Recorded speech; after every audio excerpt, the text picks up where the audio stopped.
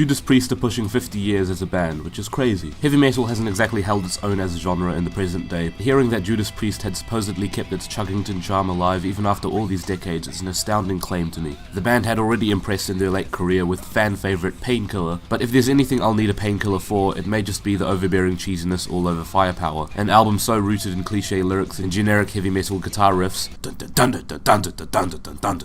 that it becomes tired and actually very awkward to listen to. It's a moment where the Judas and Judas Priest become so unfortunately fitting, because what would have made their brand of campy heavy metal so enthralling betrays them after years of this sort of thing just not being that cool anymore. Hear me out, because I can hear out where the fun is coming from. I get the appeal of camp, you know? But camp is a tricky thing to nail, and Judas Priest struggle to make it work past writing lyrics about graves and lightning and death monsters and, of course, fire. Fire will be a big part of Firepower, won't it? Hamminess is great from time to time, but the ham here is off and it's been festering in the fridge for months past Christmas, my friend. If the titles weren't enough of a warning, the lyrics here are distractingly predictable and kind of just thunder and lightning, their grave soon will strike. Grim Reaper's flames riding in on a bike.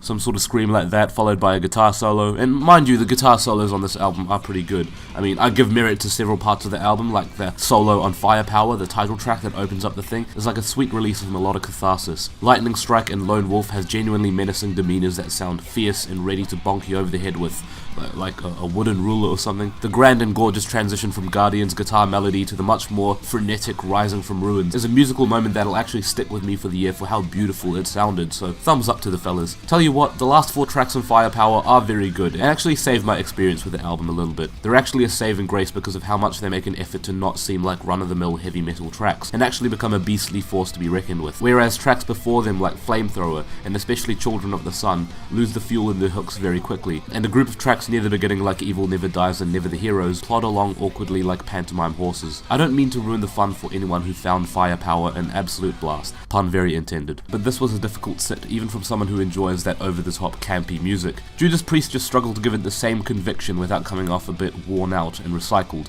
I'd give it a 5 out of 10.